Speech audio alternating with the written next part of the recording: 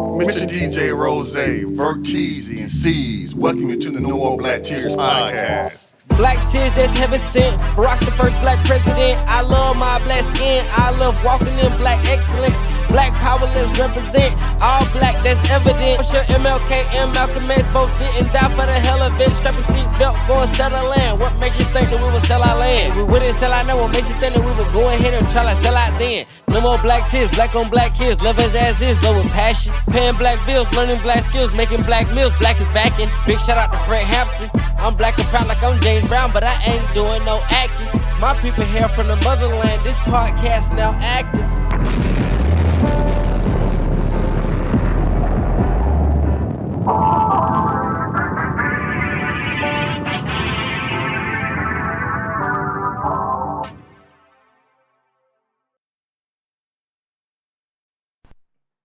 No More Black Tears. We back in the building for another Tuesday. It's going up. So we got C's, Verteezy, Mr. DJ Rose, and it all happened in a week. This week in sports, y'all. So we're going to start off with some somber news. Running back Doug Martin, who played with the Tampa Bay Buccaneers, he was a two-time Pro Bowler, first team All-Pro, rushed for over 5,000 yards in his career. His rookie season had over 1,400 rushing yards, and then in 2015, his other Pro Bowl year, he had 1,400 rushing yards, and he had 11 touchdowns his rookie season, and 30 career total touchdowns rushing, and then added another 2 receiving touchdowns to his career. Well, apparently, he been going through some mental stuff. His family reported. He went to a neighbor's house, caused a disturbance. The police was called. He got in police custody, and somehow he passed away while in police custody. Cease, what's your thoughts on this situation? Very unfortunate situation. I don't really know what happened with the whole situation. He did do his thing while he was with the Bucs, man. I mean, he was responsible for a lot of shit. Bucs been decent for a while. Yeah, so yeah. It's just crazy. They're going to study it. They're going to do an autopsy, figure out exactly how he died. But yeah, he was going through something because he broke into a neighbor's house. He was staying with his parents or his family, you know what I'm saying, in his hometown. He's from Oakland. So it's just sad that he lost his life. I hope they didn't beat him up too bad. That's what it seemed like happened. He got in a struggle with the police. And he's not a big guy, but he's a short and stocky guy. So I'm pretty sure he's pretty strong still. So ain't no telling how many officers came and had to handle him up. So hopefully they ain't George Floyd him. Yeah, man, it's a sad situation. I will say this, man. Like, I remember his nickname in Tampa Bay, the Muscle Hamster, man. He was kind of that Maurice Jones-Drew build. If y'all remember Maurice Jones-Drew, a very kind of shorter running back, very stocky, like you said. Not a big dude, but kind of stocky. And he was very good in the NFL for a few years, had a couple good seasons, like I stated earlier. Me being a Falcons fan, I saw him run on my Falcons many different times, man. So this is just sad news, and this just shows that a lot of these professional athletes, when they retire, they need help, man. They go through different stuff mentally, and they definitely need help, and you need to be there for them. So moving on to someone else who, man, the way they've been talking, man, you would think they got some mental health stuff going on too. So, Stephen A. Smith, everyone knows Stephen A. Smith for First Take. He was on the Pivot podcast with Ryan Clark, Fred Taylor, and Channing Crowder. And amongst many topics, there was a large portion of his interview where he talked about LeBron James, talked about how he didn't like how LeBron James pushed up on him at the Knicks game last year, talked about how, that was a punk move by LeBron, how he said nothing wrong on Bronny, talked about how LeBron has tried to get him fired behind the scenes, about how, LeBron puts people in the media to sing his praises. And one of the more viral clips was when he said that, he doesn't do that to no white reporters. Cease, what's your thoughts on Stephen A. just continuing to talk about LeBron? Clown shit, man. Clown shit. You just a fucking hater. I mean, bro, like, you the only one who's actually coming at him crazy like that. Also, like, they're doing some shit like basketball shit. Like, hey, you suck at this, or hey, you can't do this. Your kid can't play, blah blah blah. It seems like you do a lot of personal shots and shit when you talk shit to people, bro. Like you seem the shit. You make the shit seem personal. You're a fucking clown. Like, dude, you always doing some bullshit, man. I don't. Maybe there is a conspiracy where superstars are picking their favorites. I mean, but that's always been a thing. Like even back in the '90s, there was players that'd be like, "Fuck John, I ain't talking to him. I like Peter from the fucking the Global Eagle or whatever." So I mean, they've always done their favorites with that shit, but I always chat shit, man. Yeah, man. I just think this is kind of beneath Stephen A.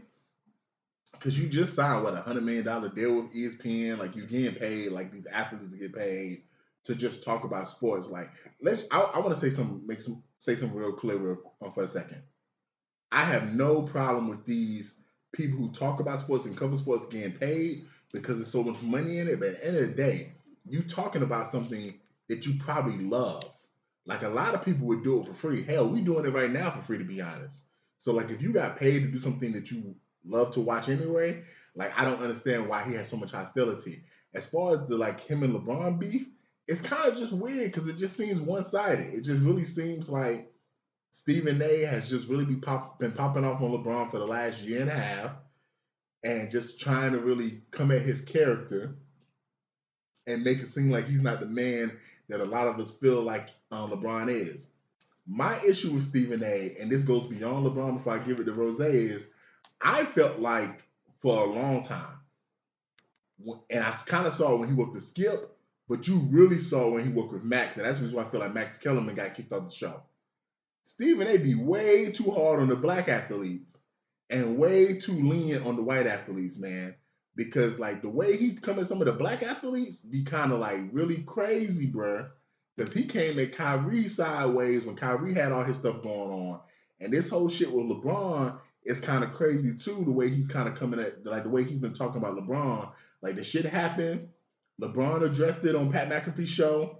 You addressed it on ESPN. We should be past this shit now. Like you should be at a point where you shouldn't even be talking about this shit in interviews. You should have told him before the interview, hey, I'm not talking about LeBron. Me and him that already squashed or whatever.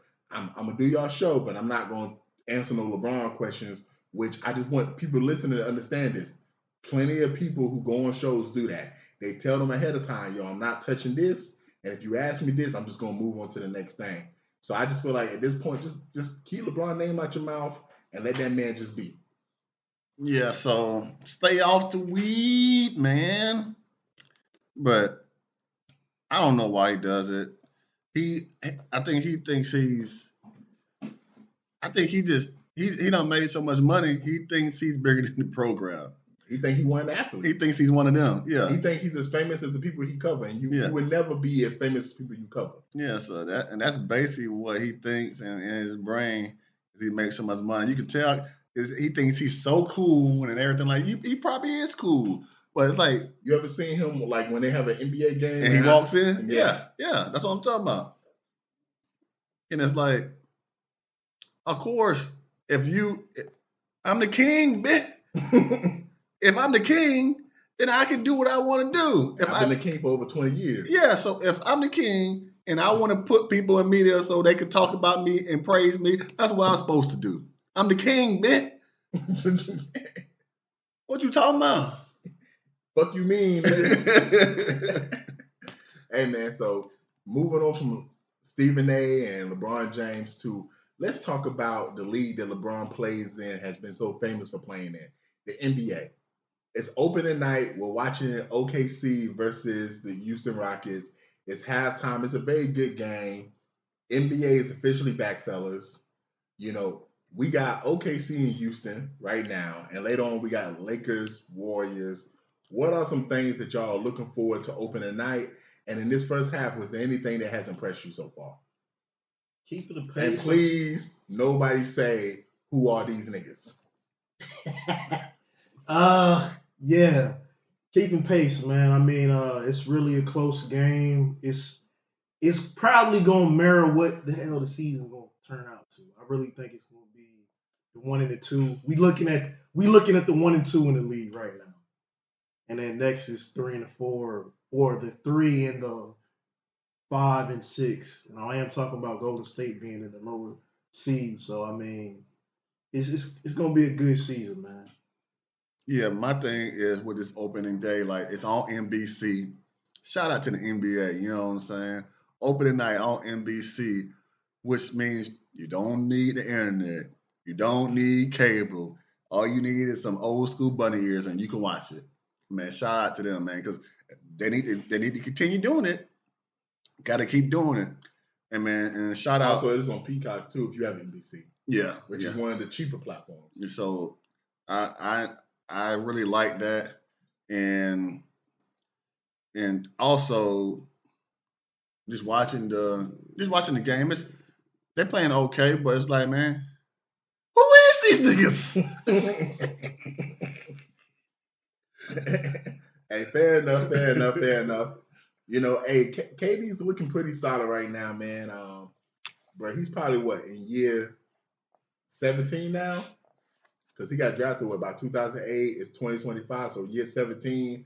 I will say this: this is for the players we seeing tonight, because we seen Houston versus OKC, and we seen the Lakers versus the Warriors. I do want to say one thing about both matchups is interesting. We got an old head in both games, Steph and KD, and we got a young kid in both games, Luka and Shea. And it's kind of interesting to see almost a passing of the torch, because you looking at two players, Steph, who I think I drafted 2009, 2010, so he's been in the league for 14 to 15 years. And then you got KD, who's been in the league for like 17, 16 years. For them to be playing like this, and I'm just going to be real, and Rose, you know, he's a little bit older than me, and me and C is the same age, and they can attest to this is not normal. Like, these players playing, like, most of the time, if you got 13 good seasons out of a player, that's all you could really hope for. Because I remember when AI, he was still the man one day, and then, like, the next year, it was just, what the fuck happened to this nigga, man? So, like, it's impressive to see KD still put up 14 points at halftime, had 5 rebounds, still looked like probably the second best player on the court. Because Shea obviously looked like he was the player that I watched in the first half that just pops every time you watch him play. But I'm definitely looking forward to the Lakers Warriors game, because it's going to be interesting to see Luka, now that he's in shape with no LeBron, how he feels against that Warriors defense of Jimmy Butler and Draymond. But definitely, like, do the Lakers have anybody, real quick before we move on, that you think can even hold Steph? Even though Steph is probably, 35, 36 now, can the Lakers have anybody that can kind of hold Steph? It's gonna have to be a double team effort. Like, they're literally gonna have to play around defending him. It's no direct matchup. It's gonna be playing around him. Yeah, that's going to be interesting, man. So, moving on to football, man. Football is king. So, last week we had college football. What was some games last week that just popped off the charts to you, C's? Man, Indiana, Michigan State. They solidified themselves still at number 3. They just finished it off. Vanderbilt, LSU was a close one. I was not the outcome I wanted, but I did say, hey, this is gonna be one of the ones that they're gonna fuck around. It's gonna fuck up their season. Shout out to the dude, the coach from UAB, man. He was emotional about his dad. He pulled an upset on Memphis, number 22. I didn't even know Memphis was ranked, but shout out to them. And then USC, Notre Dame. I was one of the ones that said USC got this in the bag, but apparently not. I don't think this is gonna really help Notre Dame much turn around their season. It's just one lucky win. So, yeah, man. Yeah, I think the surprise to me of the week was Miami losing to Louisville. That was a surprise for me. But the game, pretty much the games that I watched was, I think I only watched maybe a couple of them, but the one I paid attention to the most was the Ole Miss Georgia game. That was a good game. It went down to the end, but it's like Georgia, they're usually based on defense, and it's like they can't hold nobody. Like they just it's just unbelievable how everybody just putting up points on these guys when that's supposed to be their thing, and I just don't understand it. And I think the South Carolina, man, like I said, they might not win another game. Oklahoma came in and beat them boys up. Sellers had another bad game, which is disappointing. But I'm just hoping that he's gonna finally step up and do something this week. They play in Alabama, so hope they do something, man. And shout out to them Eagles. Got them. You talking about next week too, or initially just? My bad. You asked me a question. Yeah. Yeah, we doing both, dog, like we normally do. So I mean, hey, Yeah, man. So as far as last week, Louisville versus Miami. Damn, man, Carson Beck, you came back down to earth, dog. Like, I didn't even see the game. I just saw y'all lost, and I was like, I can bet money this nigga played like shit. This nigga had 0 touchdowns and 4 interceptions, bro. Mm-hmm. This was the kind of shit you was doing at Georgia for us to let you just go to Miami and not even give a fuck, bro. Like, bro, you've been playing well all season, and Miami has finally seen what you fuck you about. Like, I think the score was what, like 21-24. Yeah. Like the Miami defense wasn't even horrible in the game, so it's not like they gave up 30-something points. And it was a pretty much. And to be honest, I don't know if any of those interceptions were pick sixes, but even if they wasn't, but if you watch football, you understand how just throwing a pick can just make it easier for the other team to score. So, bro, your defense held them to 24 points with you throwing 4 interceptions. Like, yo, nah, you can't play like that, and Miami expects to win the national championship, bro. That's not going to happen. To be honest, like if Cam Ward would have got this kind of effort from his defense last year, like they probably would have been. They definitely would have been in that tournament, and they probably would have won the last team standing, man. And then, man, Vanderbilt, man, after y'all had that disappointing loss to Bama, a lot of people didn't feel like y'all was for real. But y'all bounced back against LSU. Y'all beat them.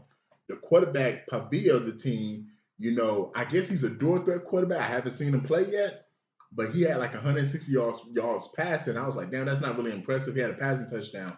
But then I see he had 86 yards rushing with 2 rushing touchdowns. And if you've been watching college football as long as all 3 of us at the table have, to be honest, those are really the hardest quarterbacks to stop in college football. The ones that can really do both at a decent level. Like just the pure passes, those ain't the ones that really win a lot of championships unless the team is just overly talented. But if you got a quarterback that can do both, man, it's kind of hard for any elite defenses to even kind of handle that, man. So, Vanderbilt was 17. They should at least move up to like the top 12, top 13. And if they keep playing well, that whole SEC is going to be interesting to see, like, what teams in the SEC get left out of the tournament. As far as this week coming up, man, Ole Miss versus Oklahoma. And I think C said this beginning of the season. I keep forgetting Oklahoma's in the SEC now. I'm like, damn, Oklahoma's facing Ole Miss. Man, that's gonna be a good out of conference game. And then I have to remind myself, oh no, man, that's the SEC team. And that's just what I mean by the SEC is just so deep this year. Because both these teams are 6-1, fellas. Like both these teams 6-1. Whoever wins is gonna be 7-1. Whoever loses is gonna be 6-2. And most likely whoever loses the game is probably gonna make the tournament, man. Because I don't see how you can make this tournament in the SEC with 2 losses.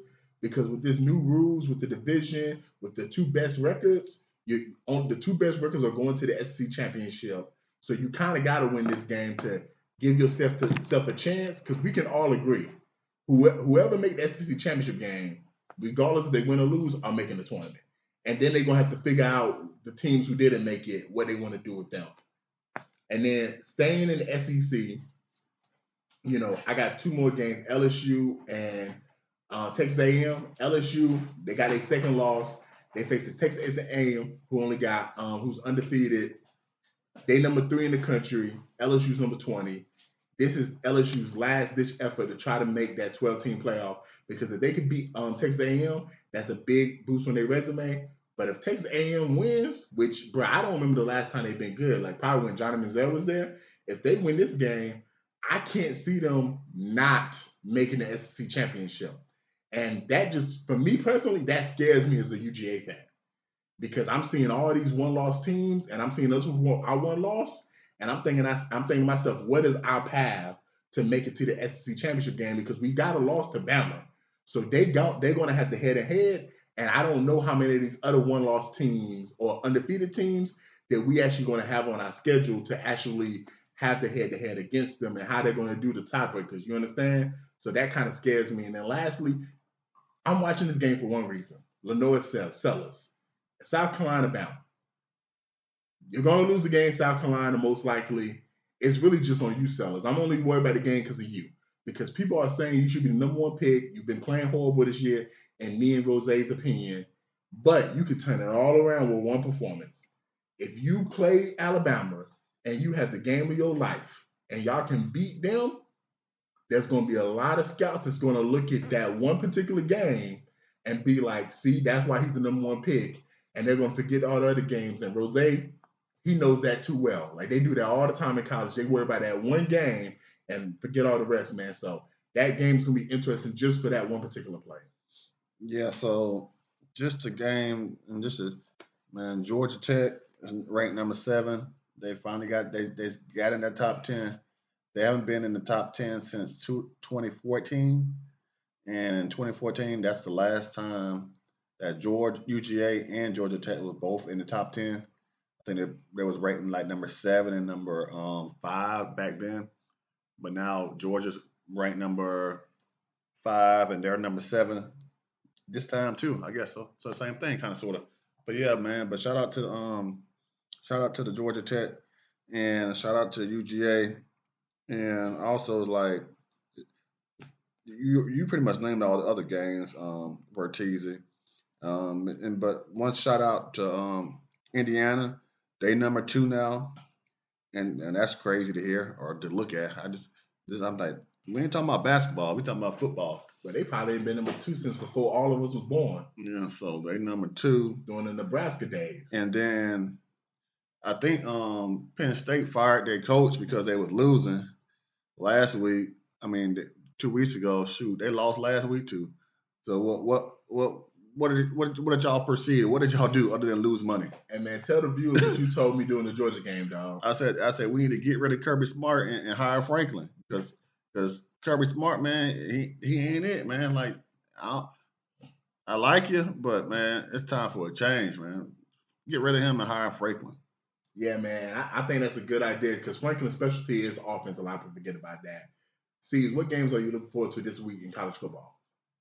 Man, y'all pretty much named the ones. The only other one that wasn't named was Michigan State. The only reason why I think it's significant is Michigan's currently number 3 in their conference, Big 12 or Big 10. Big 10, Indiana and fucking Ohio State. Really with these big 3 conferences, the big conferences I'm looking at the ACC, the SEC, the Big 10. Keynote with Georgia, everybody's like, oh, if you're a Georgia fan or a Georgia Tech fan, it could be a chance that you get playoff bids for both teams. Virginia, the University of Virginia is 3-0 in their conference, 6-1 on the total overall. They actually don't play Georgia Tech this year. So playoffs, ACC playoffs, championship, that's probably who I expect to see, man. Yeah, it's these conferences. It's basically downhill from here. It's all win a game, win your fucking games, and it's gonna be duking it out with road losses, percentages, all that shit's gonna come down to matter. So, yeah. Before we move on, I do want to say this, man. You know, we done had a black on black Super Bowl before. If for some reason Georgia and Georgia Tech make the national championship, we're gonna have a Georgia on Georgia motherfucking party, y'all, man. Like, hey, we're gonna turn up that night, man. So good luck to both of y'all teams. So last week in the NFL, man, there was a lot of crazy games. There was some surprising performances from players, from offenses, from defenses. First, I want to start with me and Rose. We joked about the Colts Chargers game last week. And yo, it turned out the Colts might be for real, bro.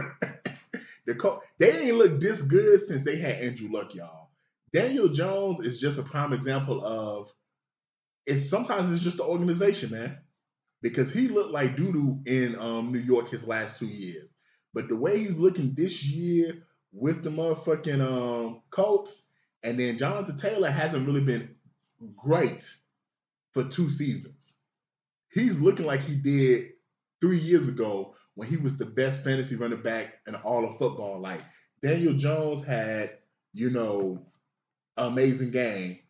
But I do want to say Justin Herbert, there was a lot of conversation about you being a top 5 quarterback right now. And even though you had over 400 yards, 3 touchdowns, man, you had 2 interceptions and you just keep losing games week after week after week to teams that people think your team is better than. Like at some point in time, for you to be a top 5 quarterback, you got to fucking win. Like you just putting up these gaudy numbers ain't enough, man. Last season, you limited your turnovers and you won. But that was behind an amazing running game. This season, if you've been watching the Chargers, the running game hasn't been as consistent as it was last year, and he's been asked to do more. And when you've been asked to do more, you just ain't really doing what you're supposed to be doing, man.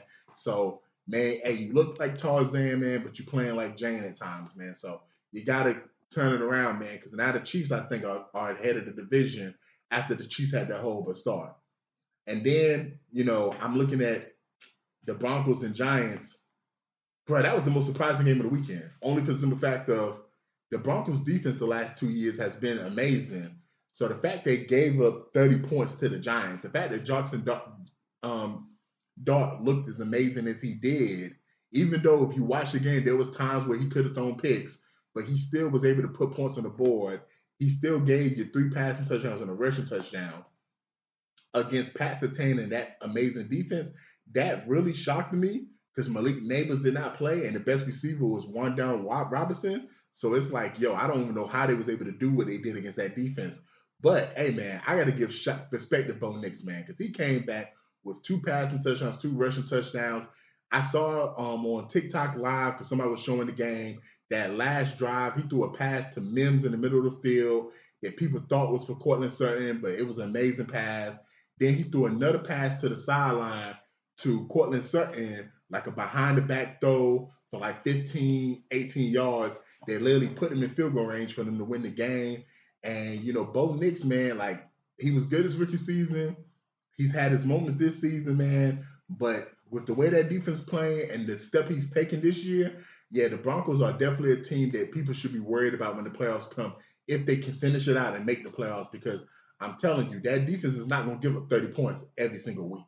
Like the fact that they got 30 points this week, that's a rare commodity for this defense.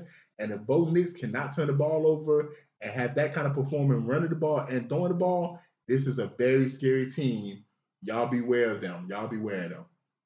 Yeah, so the shout out to that dog, Matthew Stafford, threw 5 touchdowns against the doggone Jaguars. You know what I'm saying? The Jaguars got the best corner in the league. Shit, where did most of them go to though? Devontae Adams. He had 3 of them. God damn. He had 3 of them. This man had 3 touchdowns. Didn't even have 100 yards. Yeah, 3 of them. And I don't know what's going on with the Jets. They 0-7 or something like that. Man, they going for that number 1 pick. Justin Fields, boy, he looked like trash, like straight doo-doo. And but we should have all known Justin Fields wasn't going to be good when he couldn't beat out doggone, who was it? Jake Fromm or who? No, who was it? He couldn't beat out. Was it Jake Fromm? Yeah, it was Jake Fromm. Yeah, he couldn't beat out that insurance guy. Jake Fromm from State Farm. You know what I'm saying? He can't even beat out Jake from State Farm. But you think he's supposed to be the man in the NFL? Man, we should have all known. So it just makes me sad because I like the guy, I like him, and it's like, but he's making himself look very, very bad though. And doggone, the Bears won again. They starting to look for real. And the Eagles and the Vikings, that was a great game to watch. You know what I'm saying? They threw the ball. Saquon ain't run nothing, but they Hurts threw the ball. He had 4 touchdowns. No, he had 3 touchdowns. Does Saquon look hurt to you, dog? Because he just don't look as explosive as he did last year. No, he looked the same. It's just the fact that I don't know. It's just that he looked the same because they just ain't giving him the ball. I don't think. like they was last year. I think the focus, he just I think he got lucky last year. You know what I'm saying? Yeah, because they say he was averaging one. He had like, I think they said 20 plus yard runs last year. So he was averaging more than one a game. Because lots of time, even last year, people would shut him down, and then he'll just have one big run. Yeah. So, and that's what happened like this year. They just been shutting it down, and he's not getting those big runs, those big chunk plays. True. So, I think he's the same. It just ain't that luck ain't there. Can the Eagles repeat if he continue to play like this? It's possible, but because of their defense, but their corners, they need some help back there on the back end. So it's like probably not, because I could see the Rams, because the Rams should have beat them this year. Hey, speaking of their corners, did y'all know the Broncos had a starting white corner? I saw that this week. Yeah, I didn't know that, bro. That's crazy. Yeah. So them and the Eagles, they both got starting white corners, and they both played all right.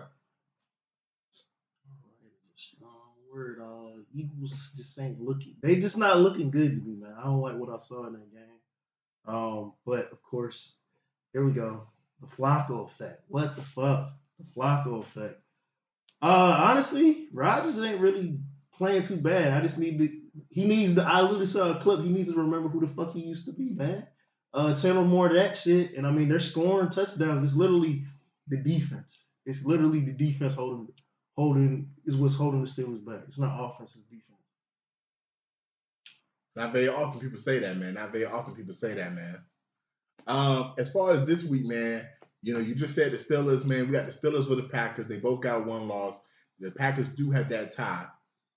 They both are at the top of their division. So this is going to be a very interesting game, because the Steelers, they need to not lose, because you got Lamar's probably going to come back, if not this week, next week.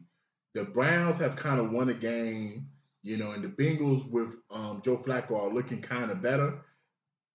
So it's going to be interesting to see what happens, because I ain't going to lie, a few weeks ago, people thought the Steelers had the division wrapped up once Lamar and Joe's injuries took effect, man. So the Steelers can't just give this game away. The Lions had a big bounce back win on Monday Night Football against the Bucs, another first place team.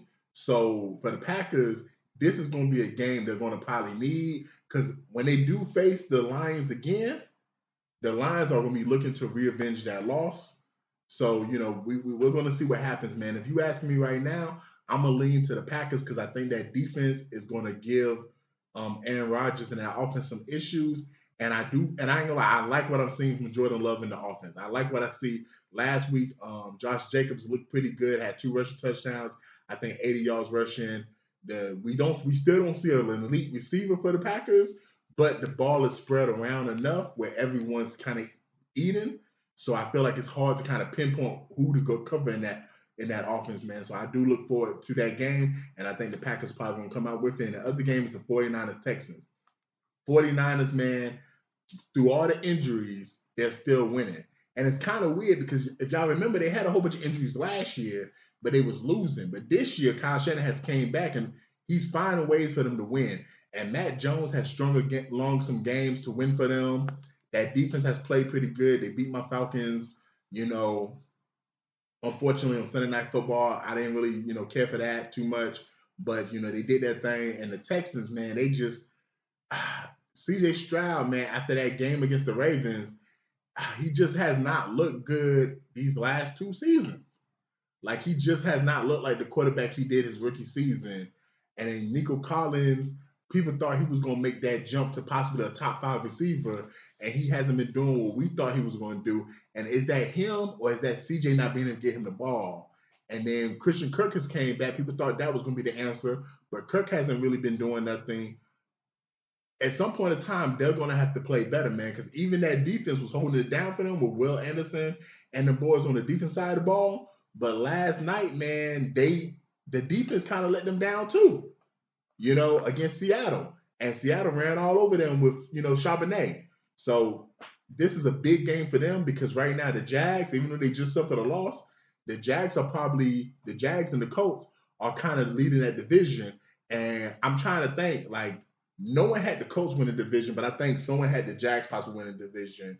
But me and Roselle, I want to say, both had the Texans coming out. but Rose was like hesitant when he picked the Texans. I remember that. So the hesitation he had, CJ, you justifying that hesitation right now, man. So y'all got to turn it around. This is a big game for both these teams. Oh, especially for the 49ers, because the Rams, I don't know how many more losses are on their schedule.